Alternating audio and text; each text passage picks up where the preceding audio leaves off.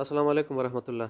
درنو کتونکو خدای دې وکړي چې روغ او جوړ اوسئ. نن تاسو ته په ډېره لنډه توګه باندې داسې یو آپشن ښیم، البته دوه آپشن یې درته ښایم چې لومړنی آپشن به په اتومات ډول باندې د عکسونو، ویډیوګانو، میوزیک فایلونو او ډاکومنټس فایلونو لکه پی ډي اف، ورډ د دې اتومات بندول وي. زیاتره ملګري په ګروپونو کې وي او ګروپونو کې خو حتما عکسونه هم ډېر زیات پوسټېږي او خبرتیاوې اچول کېږي، ویډیوګانې پکې نشریږي، نو هغه بیا په اتومات ډول باندې دوی موبایل ته راځي او د دوی موبایل حافظه نیسي. همدارنګه دغه ګروپونو نوټیفیکیشن بار بار دوی ته راځي او دوی د تنګوي، دوی ته مزاحمت کوي یا دوی ورسره په عذاب وي. نو دغه دوه آپشن باندې به نن کار کوو. لومړی زه راځم واتساپ ته، او په واتساپ کې په اتومات ډول باندې د عکسونو، ویډیوګانو او میوزیک فایلونو ډاونلوډول بندومه. نو تاسې به دغه پاس سر کې ښي طرف ته 3 ډاټ شي دي، په دې باندې به کلیک وکړئ او بیا به راشئ سیټینګ ته.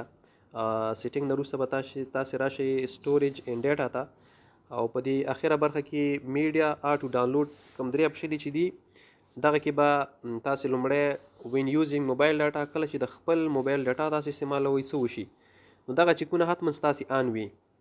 کله چې تاسې ډاټا آن کوئ، نو که دغه چیک آن وي، دغه چیکونه البته نو په اتومات ډول باندې عکسونه، آډیو فایلونه، ویډیوګانې او ډاکومنټس دا په اتومات ډول باندې ډاونلوډېږي.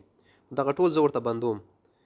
زما چې کوم یو په کار وي هغه به زه کلیک کوم، ډاونلوډېږي به، او نور به یو فایل هم نه ډاونلوډېږي. دې سره به زموږ او ستاسې هغه نت هم زیات نه مصرفېږي، په نت به بوج هم زیات نه وي. کله چې تاسې وای فای سره کنیکټ کېږئ نو څه وشي، نو که چېرته دغه آپشن آن وي، نو کله چې وای فای سره تاسې کنیکټ کېږئ یا وصل کېږئ ورسره، دغه شیان به ټول ډاونلوډېږي، خو دغه هم ورته آف کړئ، ځکه دا وای فای کنیکټ کېدل سره که څه هم ستاسې نت به نه مصرفېږي، خو بیا هم موبایل دغه عکسونو او ویډیوګانو څخه ډکېږي، ستاسې سټوریج کې ځای نیسي. نو دغه آپشن هم ورته آف کړئ او اوکې کړئ.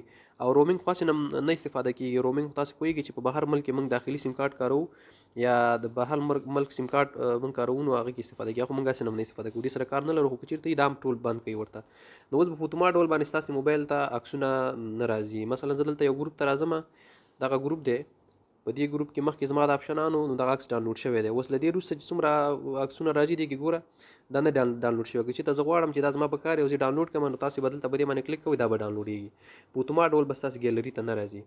دوهم آپشن دا ده چې تاسې ته بار بار خبرتیاوې راځي. دغلته موبایل په دې برخه کې تاسو ته خبرتیاوې ډېرې زیاتې راځي. ګورئ تاسې دغلته ګروپونو کې د پوسټونو په اړه باندې، نو دغه هم تاسې بندولی شئ. تاسې به دغه ګروپ ته راشئ او په دې ګروپ کې هم د پاس برخه کې 3 ډاټ چې دي یا 3 ډاټونه چې کوم دي، په دې کې به تاسې میوټ نوټیفیکیشن ووهئ او آلویز به ووهئ، اوکې به کوئ. دې نه بعد به تاسې ته مزاحمت نه کوي.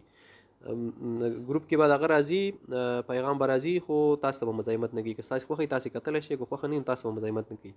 هیله ده چې تاسې د خوښې وړ ګرځېدلې وي دغه ویډیو. که بیا هم درسره کومه پوښتنه وي نو کولی شئ موږ ته په کمنټ کې ووایئ. مننه.